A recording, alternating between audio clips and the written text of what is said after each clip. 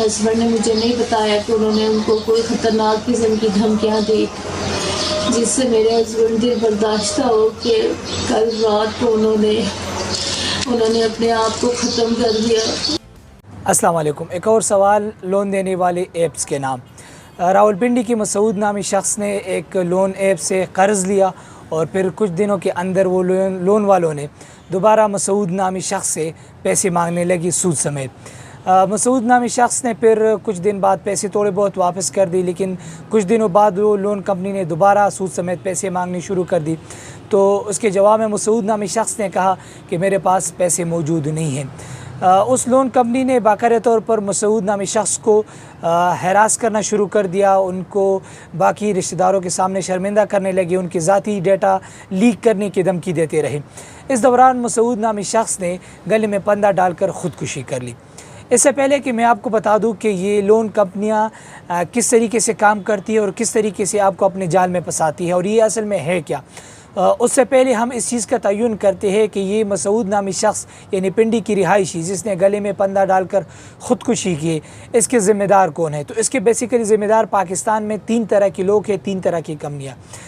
सबसे पहले तो इसके मौत के ज़िम्मेदार पाकिस्तान की बैंकिंग सिस्टम है, और अगर पाकिस्तान की बैंकिंग सिस्टम किसी भी गरीब शहरी को बिला किसी सबूत के, बिला किसी शवाहद के कर्ज़ देते, तो मेरे ख़्याल से ये गरीब किस्म के लोग ऑनलाइन फ्रॉड और इस तरह की स्कीम से कर्ज़ ना लेते।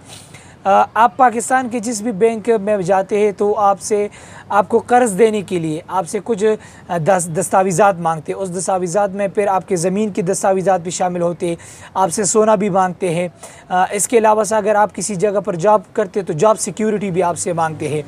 दरअसल में आप पाकिस्तानी बैंकिंग सिस्टम उन लोगों को कर्ज़ देता है जिनको असल में पैसों की ज़रूरत नहीं होती। अगर किसी के पास सोना चांदी मौजूद है, किसी के पास ज़मीन है, अगर कोई स्टेबल जॉब कर रहा है, तो इसका मतलब ये है कि इस शख्स को असल में पैसों की ज़रूरत नहीं है। पैसों की ज़रूरत असल में उस शख्स को है जो मज़दूरी करता है, 300-400 रुपये की दिहाड़ी करता है, जो किसी का किराए का रिक्शा चलाता है, जिनको बुनियादी तौर पर पैसों की ज़रूरत होती है।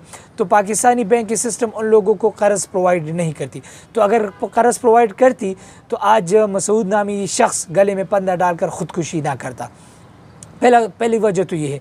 दूसरी वजह यह है कि पाकिस्तान में FIA यानी ये इदारा तहकीकात करते हैं, जो पाकिस्तान में जितनी भी इल्लीगल एक्टिविटीज़ होते हैं, जो तंजीमें होती हैं, जो लोग होते हैं जो इल्लीगल काम करते हैं, उनको इन्वेस्टिगेट करते, बाकायदा तौर पर उनको अरेस्ट करते हैं। बदकिस्मती से पाकिस्तान में FIA और बहुत सारे इदारे जब कुछ वाक़यात हो जाए या लोगों की जानें चली जाए तो उसके बाद एक्शन में आती है। तो अगर FIA बर वक्त अपने अहकामात जारी करती, अपने इन्वेस्टिगेशन करती, तो मेरे ख़्याल से ये मसूद नामी शख्स इस ऑनलाइन ऐप यानी ये जो लोन का जो स्कीम का कंपनी है इसमें ना फंसता और ना ये ख़ुदकुशी कर लेता। इसके अलावा अगर हम देख लें PTA पाकिस्तान में बहुत सारे ऐप्स जो है उसको रेगुलराइज़ करता है। जो ऐप्स इलीगली काम करते हैं पाकिस्तान में उसको बैन कर दिया जाता है, उसको पाकिस्तान में बंद कर दिया जाता है। तो पाकिस्तान में अगर आप देख लें तो टॉप पर लोन देने वाली ऐप्स ये आपको नज़र आएंगी और ये ऐप्स बाकायदा तौर पर लोगों को अपनी तरफ मुतवज्जह करते हैं। तो इस किस्म के स्कीम यानी इस किस्म के फ्रॉड के ऐप्स पाकिस्तान में काम करता रहा, लेकिन PTA ने अभी तक उस ऐप्स को बैन नहीं किया, ना उसके ऊपर पाबंदी लगा दी। तो पहले तो ये 3 किस्म के लोग इस मसूद नामी शहरी जो पिंडी के रिहायशी था जिसने गले में फंदा डालकर ख़ुदकुशी की, मेरे ख़्याल से ये 3 किस्म के लोग इसके ज़िम्मेदार हैं। अब ज़रा सा बात करते हैं कि ये ऑनलाइन लोन देने वाली कंपनियाँ, ये लोन देने वाले ऐप्स असल में है क्या और ये किस तरीके से आपको अपने जाल में फंसा देता है। सबसे पहले तो बात तो ये है कि ये लोग ख़ुद बेरोज़गार होते हैं। ये चंद पैसे इकट्ठे करते हैं, एक ऑफिस खोल देता है अपना और एक ऑनलाइन एप्लीकेशन को लॉन्च करते हैं उसके ज़रिए, और एक टीम बना दिया जाता है और फिर उस टीम्स को मुख्तलिफ़ टारगेट्स दिए जाते हैं मुख्तलिफ़ सूबों में, फिर मुख्तलिफ़ सिटीज़ में।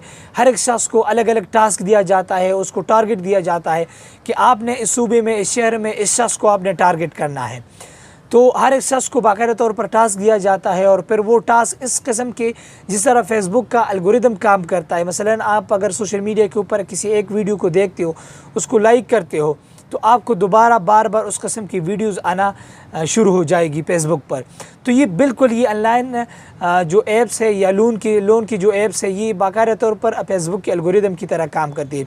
तो ये जो टीम बनाते हैं, ये स्कीम, ये फ्रॉड स्कीम, ये बाकायदा तौर पर उन लोगों को टास्क दिया जाता है।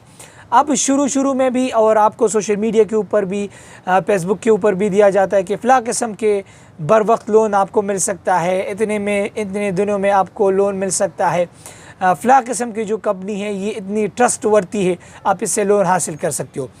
तो बाकायदा तौर पर एक प्लानिंग किया जाता है, फिर उन लोगों को टास्क दिया जाता है, फिर आपको टारगेट किया जाता है। इनको पता भी होता है कि ये जो पॉवर्टी लेवल है इस किस शहर में, किस सूबे में ये ज़्यादा है, तो ये आपको बाकायदा तौर पर टारगेट करता है।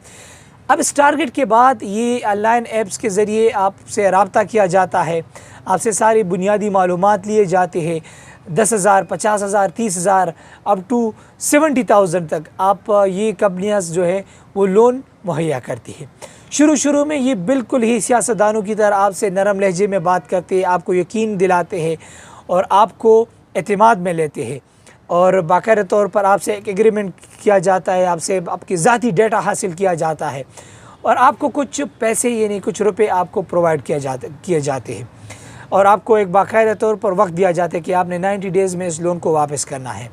लेकिन जैसे ही आप उस कंपनी से लोन लेते हो, मसलन आपने उस कंपनी ने आपको 90 डेज़ का टाइम दिया है कि आपने 90 दिन में इस लोन को वापस करना है, तो जैसे ही आप उस कंपनी से लोन लेते हो, 6-7 दिन 8 दिन बाद वो कंपनियाँ फिर आपसे रब्ता करना शुरू कर देती है और आपसे कहती है कि आप ये लोन वापस करते। आप कहते हैं जनाब आपने तो मुझे 90 डेज़ का वक्त दिया है। वो कहते हैं कि नहीं बस आप फ़िल वक्त जो है अपना लोन वापस कर दे, अपना कर्ज़ वापस कर दे। अगर आप कर्ज़ वापस नहीं कर सकते 7-8 दिन के बाद, तो ऐसा करें आप थोड़ा सा ट्रस्ट यानी थोड़ा सा सूद उसके ऊपर पे करें।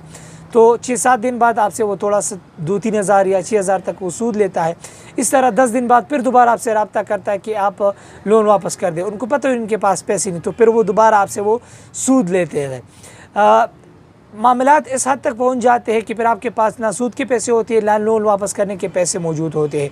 तो होता ये है कि फिर वो आपको डराना धमकाना शुरू करता है, बाकायदा तौर पर आपको हैरास करना शुरू कर देता है, आपके ज़ाती डेटा को लीक करना शुरू करता है, बाकी रिश्तेदारों को के सामने आपको शर्मिंदा करने की कोशिश किया जाता है, आपको गालियाँ देते हैं, आपको डरा धमका देते हैं। मसला इस हद तक पहुँच जाता है।